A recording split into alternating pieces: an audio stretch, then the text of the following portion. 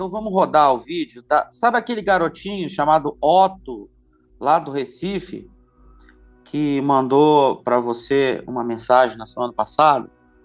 Um garotinho fofinho, falou que tem dia que ele fica triste, tem dia que ele fica alegre. Me lembro, me Você lembro. lembrou do Otto? Pois então, Lembro, hoje eu lembro. separei um vídeo da vozinha do Otto falando com Ah, você. é? E É, ela ele meio falou que que morava com a conta, avó. e ela meio que conta um pouco o porquê que o Otto está com esse pensamento. E aí a gente começa a entender um pouco do caso do Otto. Vamos lá? Tá bom, vamos lá então. Pode rodar. Bom dia, Caio. Aqui é a Ana, avó de Otto, aqui de Recife, Pernambuco. A questão do meu neto, pastor Caio Fábio, é o bullying que ele está sofrendo no colégio. Aqui é a garrafinha dele de água. Olhe, toda amassada e machucada. Porque essas crianças que ele tem como amigo é que faz isso com ele. Aí ele chega aqui em casa angustiado, triste, porque ele não entende por que eles fazem isso. E ele não revida, porque eu e a mãe dele ensinamos a ele que Jesus nos ensina a não revidar as agressões. Aí tem dia que ele chega aqui chorando, porque ele tem vontade de revidar. Ele chega a dizer que dá vontade de ir para cima dessas pessoas, dessas crianças que fazem isso com ele. Aí ele diz que não faz porque a gente ensina ele não fazer isso, em nome de Jesus. Que eu digo, a gente diz a ele para ele conversar com os amiguinhos, a gente já falamos com os professores, tudo lá, mas as crianças às vezes repetem fazer isso. E ele fica muito angustiado e triste por causa disso. E eu estou aqui para te pedir, Caio Fábio, me ajude a orientar o meu neto em relação a ele não revidar essas agressões, como ele quer revidar. Né? Que ele, às vezes, dá vontade de ir para cima deles. E não é assim, né? Então, eu quero que o senhor, por favor, me ajude a orientar o meu netinho Tá a bom, dona. ele passar por essas aflições que ele está passando. Obrigado. Tá, querida. Querida dona Aninha, olha só, vovozinha querida do Otto. Eu fiz a mesma coisa com os meus filhos, com os meus dois primeiros filhos, os mais velhos. Há uma diferença entre os dois primeiros e os dois últimos. E depois eu ganhei mais filhos. Ela me trouxe mais 3, que formamos um grupo de 7, que aliás foi a última que o Lucas falou, é uma das últimas antes dele morrer. Foi para os amigos que estavam na festa, onde ele chegou com aquele grupo grande agora de mais irmãos, e falou: vocês nos conheceram, nós éramos 4, brother. Agora nós somos 7, ele falou. Saíram e ele morreu, atropelado. Mas ele já veio numa segunda turma. Eu estava falando dos filhos da primeira turma. E eu, naquela coisa de pai novinho, pai com 20, 21 anos, piedoso, jejuando, orando, traumatizado com a minha própria capacidade de brigar. Eu briguei desde criança. E eu não me lembro de nunca ter levado uma surra de um colega, de um amigo. Nunca dei essa chance a ninguém.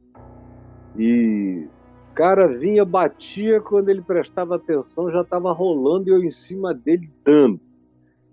E depois que eu fiquei maior e fui treinar jiu-jitsu e não sei o que, aí eu fiquei indigesto demais. Como o pessoal chamava, casca grossa, que topava todos. Mas isso já depois. Depois me converti. E aí a conversão se juntou ao meu trauma de briga de rua e eu fui ensinando o Ciro e o Davi a não revidarem nunca. Como se eles já fossem pessoas adultas, com consciência. Conclusão, eles começaram a sofrer. Eu um dia vi meu filho Ciro e passando comigo assim no meio de um mato, acho que foi em Manaus, no Amazonas, e tinha uma planta, dessas plantas cheias de seiva, erva na realidade, e ele quebrou o talo da erva. E aí começou a escorrer aquela seiva branca, aquele sangue abundante branco da seiva. E ele parou e chorou, falou, meu Deus, eu sangrei a planta. Aí eu olhei aquilo, ele estava com 8, 9 anos, eu falei, não, eu estou criando esse menino errado. Eu falei, olha, filho, eu sei que eu ensinei sensibilidades para vocês, e eu expliquei tudo que eu vim ensinando até aquele dia. Eu falei, mas hoje eu me preocupei.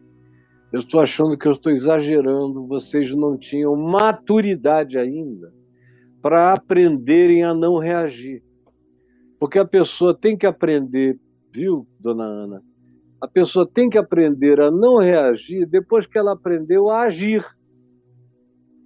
Aí ela aprende a não reagir. Aí eu mudei completamente o meu tratamento em relação a todos os meus filhos. E fui. Quem quis entrar em aula de jiu-jitsu, eu coloquei. O mais velho não gostava, ele gosta de levantar peso, tá forte a beça. Duvido que alguém fosse querer fazer bullying com ele depois de um tempo, porque ele sempre foi forte e sempre teve uma atitude, ele desenvolveu uma atitude veemente, veemente. Ele é manso, doce, mas não provoque, porque ele não precisa nem te bater, ele te come com uma olhada dele que te atravessa. E ele tá uma tora de músculo. Nunca brigou na vida, mas também ninguém tira onda com ele. O meu filho Davi andou trocando uns tapas por aí, mas eu coloquei no jiu-jitsu, ele aprendeu a se defender. Se ele quiser, ele não precisa nem bater, mas apanhar ele não apanha. Ele é um homem já de 45 anos, atleta, resistente. Botei o meu filho Lucas, ficou uns 2 anos no jiu-jitsu com o Reilson Gracie lá em Boca Raton.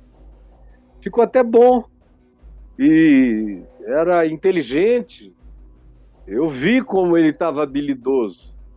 Quando ele quis me mostrar as habilidades dele de jiu-jitsu, eu vi como ele estava se defendendo legal mesmo.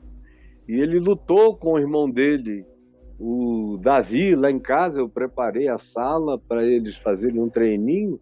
E o Davi teve que jogar por baixo, ele jogou por cima, atacando o Davi, que é mais velho do que ele. Quando acabou, o Davi disse, moleque, você tá bom a dessa. Mas ninguém também ficava de bullying. E os filhos que eu herdei da minha mulher, que são meus filhos hoje, todos 2 homens foram para o jiu-jitsu. Quando a gente morava em Copacabana, todos 2 foram lutar, aprender jiu-jitsu, aprender a se defender e a não ter medo de homem nenhum. E as 2 meninas, nunca precisaram de luta porque nunca levaram desaforo para casa. A minha filha Juliana, minha caçulinha princesinha, que tem hoje 38, meu Deus, ela com 6, 7, 8, lá no condomínio onde a gente morava em Niterói, as garotas vinham tirar onda com ela, dizia, não me importuna, não faz isso comigo não. Continuavam querendo bullying, ela metia, mas metia bem metido no meio da cara. Caía em cima, enfiava o rosto na areia. Iam chorando lá para casa. Os pais, sua filha, reverendo, bateu na minha. Eu digo, olha, eu não sei se você vem acompanhando, mas fui eu que falei para ela meter a mão na tua filha, porque já tem meses que a tua filha vem fazendo isso. Como eu não quero falar contigo e nem queria que você tivesse vindo aqui falar comigo, são só 2 crianças, deixem que elas se entendem. Tá bom, fulano? Sei o nome dos 2 até hoje. Acabou. Acabou mesmo. Meu filho Lucas não era muito de briga, mas ele perdia a cabeça assim com facilidade e partia aí as pessoas, quando viam aquele cara correr com olho de tigre na cara, nos olhos, saíam na correria. Então ele nunca precisou praticamente disso. Agora, depois que eles já sabiam agir, foi que eu comecei a dizer como é que eles tinham que fazer para não reagir. Que foi o que aconteceu comigo. Agora eu quis inverter a ordem. Meu pai me ensinou primeiro a agir. Dos 5 anos de idade em diante, todo sábado e domingo ele me botava para lutar com meus primos ou com os filhos dos caseiros, do pessoal que trabalhava no nosso sítio. Foi ótimo para mim. Fui endurecendo tudo, fui aprendendo. Eram todos mais velhos do que eu, fui aprendendo a lutar com o mais forte, o que deixa você mais rígido, mais safo. E nunca levei uma surra na rua. Quando eu mudei para Copacabana, com 11 anos de idade, fizeram bullying comigo na primeira semana.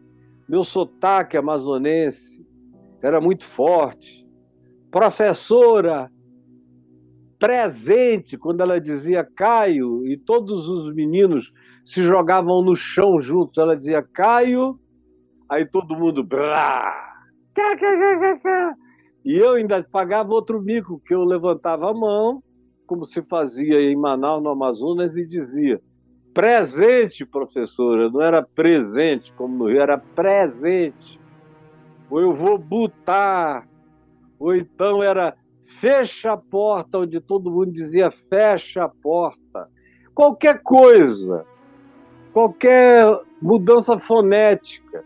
No dia que a professora perguntou, vocês sabem como vende farinha? Eu levantei a mão. Eu comprava tanta farinha em Manaus para minha mãe ir até a esquina, no bar do seu Raimundo, na mercearia do seu Raimundo, comprar farinha de todo tipo. E eu sabia, porque no Amazonas, farinha era vendida por litro. Diziam, vai e me compra 1 litro, 2 litros de farinha. Então botavam no medidor que era 1 litro e aquilo caía pelo funil e você trazia 1 litro, 2 litros, 3 litros de farinha, litro de arroz, litro de feijão. Aí eu levantei a minha mão amazonense e falei, eu sei, professora. Ela, como? Eu falei, litro. Aí tinha um carinha lá, que era o mais assanhado de todos, caiu na gargalhada, é burro, litro, litro. Falei, hoje eu pensei, acabou o prazo para você, garoto.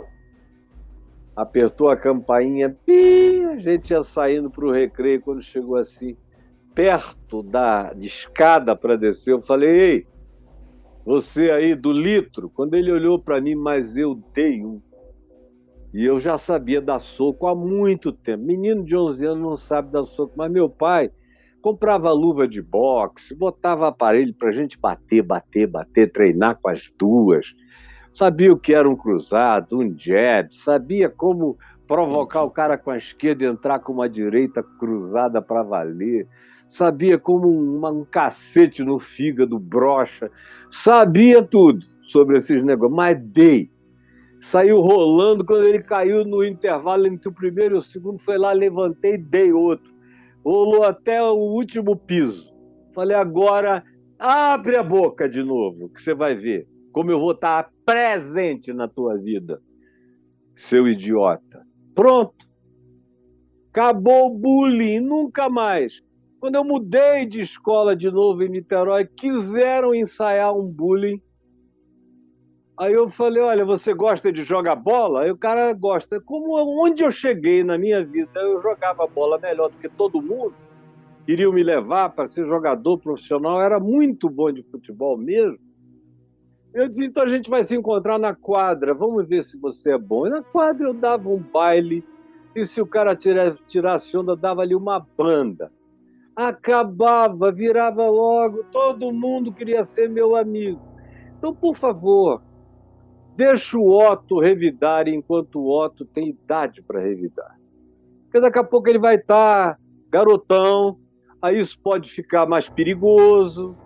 É melhor ele revidar enquanto ele pode, enquanto é coisa de garoto. pegue esse meu recorte aqui quando sair e passe e assista com ele. Ele diz que tem vontade. Isso já é a primeira coisa boa, ele não tem medo. Ele só está se controlando por causa da senhora e da mãe, e porque ele não quer trair o Espírito de Jesus. Ele vai ter a vida inteira para obedecer o Evangelho. Agora, ele precisa primeiro aprender a se defender como garoto. Garoto. Quando ele aprender a se defender como garoto, nessa geração má e perversa, onde até os garotos estão ficando maus e perversos, aí, depois que ele tiver aprendido a se defender, você ensina ele a não exagerar. Agora, uma coisa que eu sugiro a todo mundo, fazer a mesma coisa que eu fiz com os meus filhos. Eu só não fiz com as meninas porque elas não quiseram, mas até outro dia mesmo eu falei com as duas. Uma já tem 38, a outra tem 42. Todas as duas se defendem. Se o homem não for forte, elas botam para correr, isso eu posso te dizer. Porque medo elas não têm. Mas outro dia eu falei, acho que vocês poderiam fazer 1 ano de jiu-jitsu, só para aprender defesa pessoal básica, e fazer uns 6 meses de Muay Thai, alguma coisa assim, para aprender a dar uns chutes, umas defesas de golpe, uns ataques de mão. E correr, vocês correm muito. Rebater e sair. Mas, porque os homens estão ficando perigosos também para mulheres adultas e bonitas. E eu tenho recomendado algumas a entrarem num bom jiu-jitsu, porque o homem vai querer agarrar a mulher. E é no agarrado que os homens vão dançar. Numa mulher que saiba um bom jiu-jitsu, o cara vai ser triturado sem saber como foi que as alavancas funcionaram. Então, a minha sugestão humana, amiga, companheira, de avô, é assim que eu faço com os meus netos hoje. Não, fez, manda ver de volta. Não tenha medo. Veja se meu neto Matheus, que está aqui, se alguém faz bullying com ele, ninguém faz. Agora, ele é bom de todos os tipos de esporte. Uma pessoa muito esportiva, em geral, sofre menos bullying. Uma pessoa assim, muito crentezinha, garotinho, que fica na sala, no intervalo, que não vai para brincadeira, que fica lendo, ou que fica quieto, ou com medo de ser molestado, por isso não sai, não brinca, não se expõe, não gargalha, não ri, não faz parte, sofre bullying. Os que vão para dentro não sofrem. Então, diz para ele me ouvir aqui, e assim, se você e sua filha puderem, aí na sua cidade, em toda a cidade do Brasil hoje em dia, tem alguma boa academia de jiu-jitsu. Coloque o garoto, ele vai aprender, mas... Olha, se ele aprender, não precisa nem aprender a defesa pessoal toda, que são 130, 140 posições de defesa pessoal.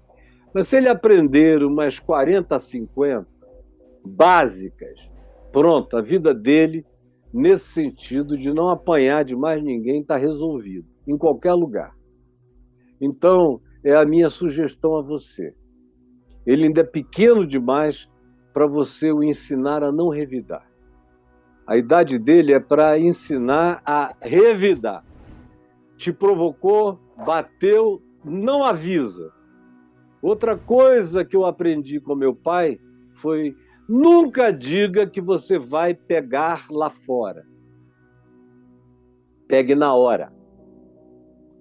Às vezes, eu ia entrando naquele corredor apertado para passar pela roleta do Colégio Batista do Ingá, em Niterói, e vinha alguém assim e me dava um tapa na cabeça. Assim que eu entrei, assim que eu mudei para lá, com mais ou menos 13 anos, alguém vinha, dava um tapa na cabeça, meu cabelo era um pouquinho maior do que o da maioria. Aí quem foi? Eu olhava, aí alguém dizia: ih, vai te pegar lá fora, não é? Você vai pegar ele depois, né? Aí eu dizia: não, troca comigo aqui, que eu quero conversar com ele. Aí eu ficava bem na frente dele, virava para ele e já encestava ali, ó. Pá! Cara já enjoelhada nele, digo: lá fora não, é aqui no corredor. Lá fora, se eu te pegar depois, eu acabo contigo. E aí pronto, só foi uma vez, não tinha nunca mais, nunca mais. Sabe por quê? As pessoas são covardes. E esse crente bonzinho só existe para apanhar. Ensine o Otto a ser bom, a ser forte, a ser resoluto, a saber se defender. E aí ele vai poder dar outra face, não por medo, mas por resolução, por coragem. Vai saber entregar a capa, vai saber entregar a túnica. Não porque botou o galho dentro, mas porque é tão seguro de si que não tem medo de nada. Ele disse, você é um tolo. Eu não vou perder meu tempo com isso, eu só vou, na vida, lutar os bons combates. Isso aqui é bobagem, que a gente só tem que criar o ambiente de imposição quando a gente é novo. Depois de um certo tempo, não precisa mais disso. Quem quer que olhe, por exemplo, nos meus olhos, mesmo eu velho, eu vejo, eu passo pela rua com aquele bando de garoto, todo mundo atravessando com medo deles, vão assaltar. Eu passo no meio, como é que é, gente boa? Tudo bem? Todo mundo, oh, tudo bem, senhor, tudo bem. Eu ia passar, eles sabem quem tem cheiro de coragem e quem tem cheiro de medo. Quem tem energia de coragem, quem tem energia de medo. Então, se eu vejo o pessoal com medo, é aí que eu passo mesmo dizendo, opa! E todo mundo respeita quem não tem medo dos que impõem medo.